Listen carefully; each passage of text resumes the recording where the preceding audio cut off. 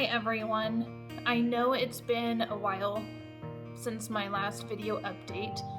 I've just been taking this time to process my miscarriage and spend time with my husband so that we could be there for each other. I'd like to talk about miscarriages in this video. It's something that isn't talked about enough, and yet a lot of women experience it. I believe about 1 in 8 women actually experience miscarriages. So chances are you or someone you know has experienced a miscarriage.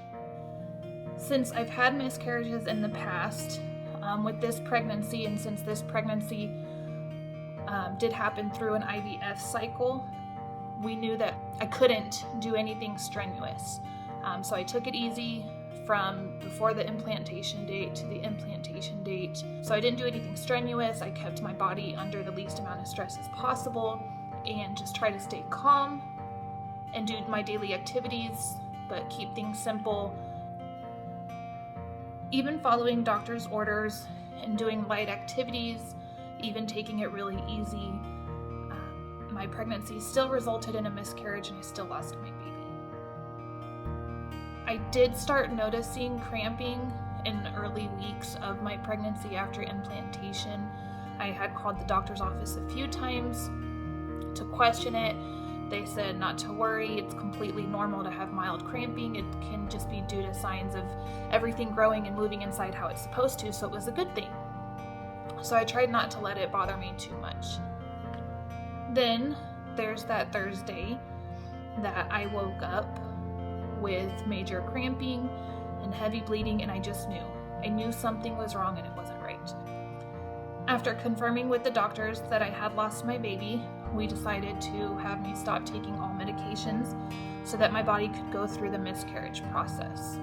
After about a week, I started experiencing heavy cramping, heavy bleeding, and I knew that the miscarriage was starting. Usually for miscarriages and early pregnancies, there's nothing that doctors can do to prevent this, so you can only go through, prepare yourself to go through the miscarriage.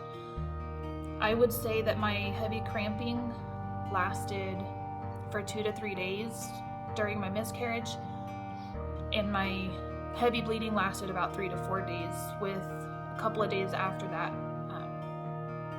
with some mild spotting. Most days I do feel okay.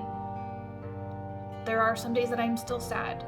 For anyone that has experienced a miscarriage, you know how painful it can be.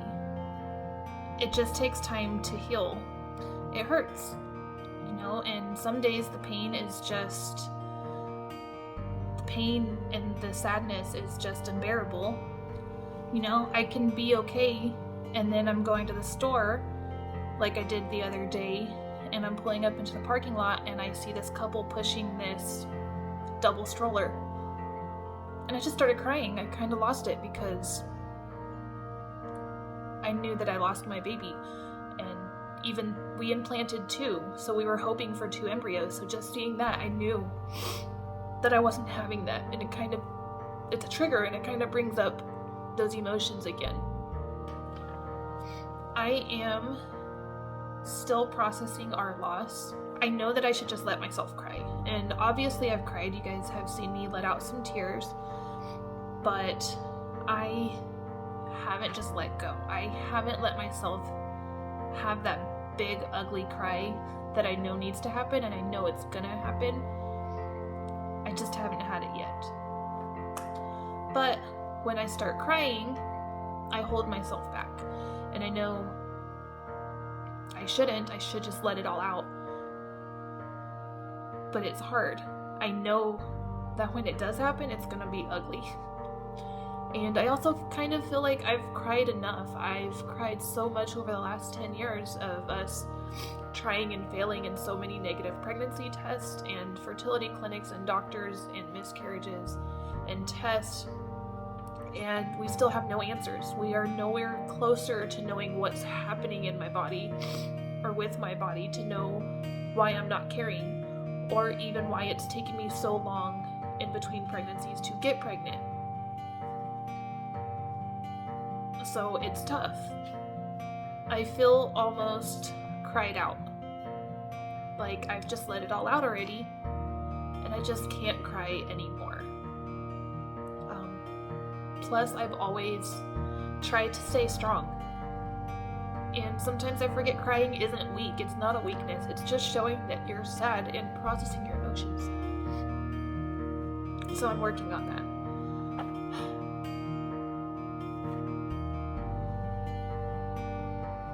I have thought about therapy. In fact, I do think that it's a great tool to utilize for your well-being. I have gone through it before. Therapy has helped me in the past to get over things that have happened to me. And so I do think that it's a great thing to do and go through. However, I just don't think it's right for me right now. I have done therapy sessions for my infertility and miscarriages in the past. And at the end of our sessions, my therapist was actually more worried about me than when we started. She said I didn't have any signs of depression, that I seemed fine, and so we could talk about whatever I wanted to talk about or what was bothering me. At the end of our 6-week session, I displayed all signs of deep depression, and she was actually more worried about me in the end than in the beginning. So it kind of just started putting me through this deep depression, and I just don't want to go through that again.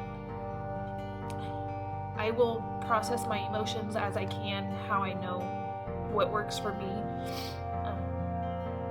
slowly, in my own time.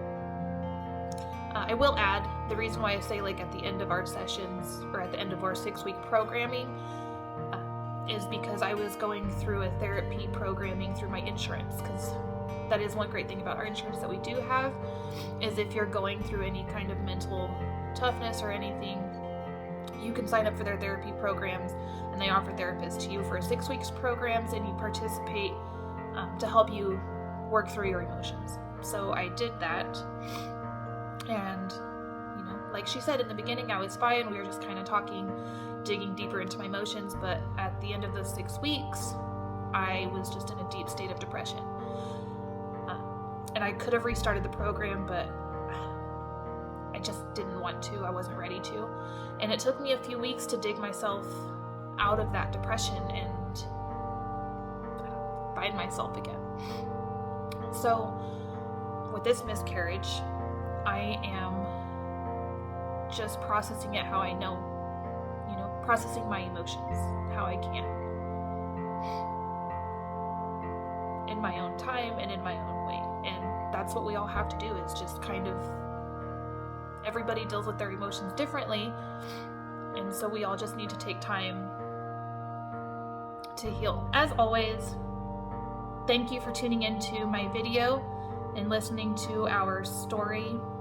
I really do appreciate it. Much love. And if you don't mind, please hit that like button and subscribe to hear our future stories moving forward with our fertility journey.